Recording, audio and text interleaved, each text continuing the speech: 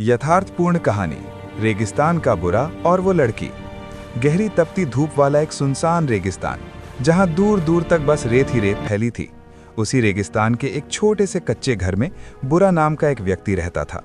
लोग उसे उसके गुस्सैल स्वभाव और अकेलेपन की वजह से बुरा कहलाते थे, लेकिन उसके दिल में किसी को चोट पहुंचाने का इरादा कभी नहीं था। बस हालात और तन्हाई ने उसे कठोर बना दिया था। कुछ समय बाद उसी इलाके में एक खूबसूरत, मेहनती और दयालु लड़की आकर बस गई। उसका नाम सबनम था। वो भी किसी मजबूरी में अपना गांव छोड़कर वहां आई थी। धीरे धीरे दोनों में बातचीत शुरू हुई और फिर वे साथ रहने लगे। रेगिस्तान की कठिन जिंदगी में वे एक दूसरे का सहारा बन गए। हर सुबह वे पानी भरने के लिए कई किलोमीटर दूर के कुएं तक जाते। एक रात अचानक उनके घर में किसी ने आग लगा दी। रेत में उभरी तेज लपटें देखते ही बुरा हक्का बक्का रह गया। घर की हर चीज, उनकी मेहनत, उनका आशियाना सब जलकर राख हो गया। बुरा उस जलते घर के सामने बैठकर फूट फूट कर रोने लगा। सबनम ने उसे संभालने की कोशिश की, लेकिन उसके अंदर की टूटन बहुत गहरी थी। कुछ दिनों बाद सबनम ने महसूस किया कि बुरा अब और जिंदगी संभालने की हालत में नहीं है।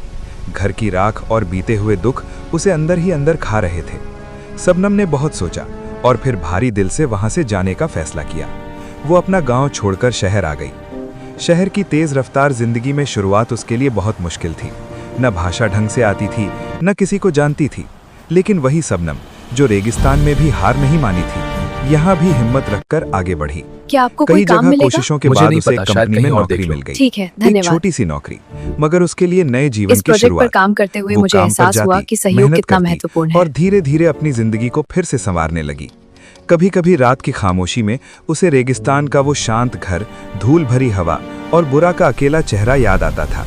पर जिंदगी आगे बढ़ चुकी थी और वो भी आगे बढ़ने की कोशिश कर रही थी। सबनम अपनी नई दुनिया में धीरे धीरे रम गई थी, लेकिन पहले वाली सबनम अभी भी उस रेत के बीच अपने टूटे हुए घर की राख को दोबारा बिखेरते हुए नहीं देख रही थी। और बुरा शायद अभी भी किसी उम्मीद का इंतजार कर रहा था। दिन भर मेहनत कर लकड़ियां इकट्ठा करते, थोड़ा सा अनाज पीसकर रोटी बनाते और शाम को थककर अपने छोटे से घर के बाहर बैठकर हवा खाते।